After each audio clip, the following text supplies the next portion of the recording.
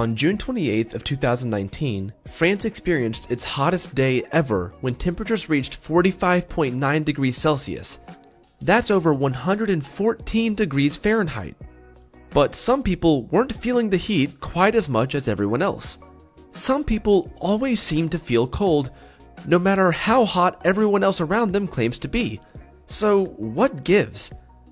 Let's look at some of the scientific explanations for the endless chill these people feel. First and foremost, we have to understand how human body temperature works. Mammals and birds are warm-blooded. This means that our bodies are capable of regulating their own temperatures, and because humans are mammals, we have this nifty ability. On the other hand, cold-blooded animals like snakes, lizards, and, well, anything that isn't a mammal or a bird can't regulate their own body temperatures and have to rely on their surroundings for temperature regulation. Now, just how do our bodies go about regulating temperature? As it turns out, a lot of mechanisms are involved in this process, and your brain's hypothalamus is in charge of it all. The hypothalamus acts as a thermostat for your body. For humans, the average temperature our thermostats are set to is 98.6 degrees Fahrenheit. But, as you might expect, regulating your body's temperature is a bit more complicated than just setting a number and letting the thermostat do all of the work. The hypothalamus has to talk to and work with several different parts of your body in order to know what adjustments need to be made. If any of those systems mess up at all, your body's temperature can drift away from that average. For example, your skin plays an incredibly important role in telling your brain what adjustments need to be made to temperature. After all, your skin is what comes into contact with the outside world. If it's hotter outside, your skin undergoes a process called vasodilation, which leads to sweating, allowing the evaporating water to cool you down.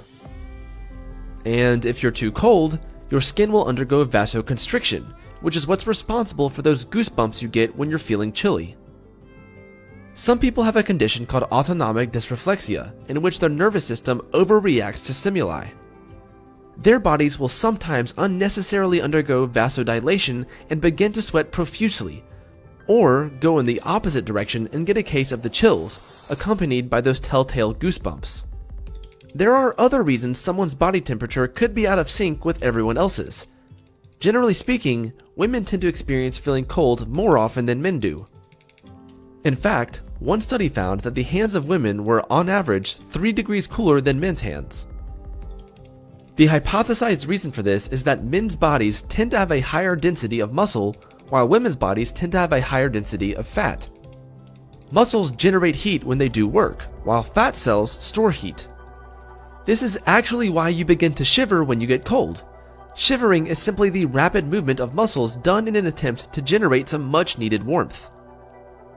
The flow of warm blood is the primary means by which our bodies regulate temperature. It is, after all, where the term warm-blooded came from.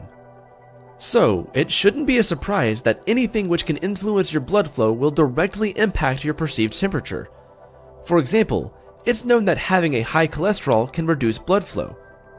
When this happens, it becomes harder for warm blood to reach your hands and feet, which is why many people with high cholesterol complain about having cold fingers and toes. As we get older, our natural systems start to lose their efficiency, and temperature regulation is no exception. Low blood pressure, low muscle density, and a lower metabolism can all lead to worsened control over your body's temperature. All of these things contribute to the chilly feeling many elderly people experience. It's very important to listen to your body. If you notice that you feel cooler than usual for no obvious reason, you could be sick and have a fever. Feeling increasingly sensitive to the cold is also a symptom of some serious medical problems like diabetes. Feeling perpetually cold may seem like a convenience during a massive heat wave, but don't be fooled. Our bodies work best at a certain temperature, and it's important to make sure that our systems are working properly. If the thermostat in your home broke, you'd surely call someone to come fix it. So, if you find yourself feeling chilly, talk to a doctor and make sure your internal thermostat is okay. Oh, and be sure to tell your friend who is always cold to do the same.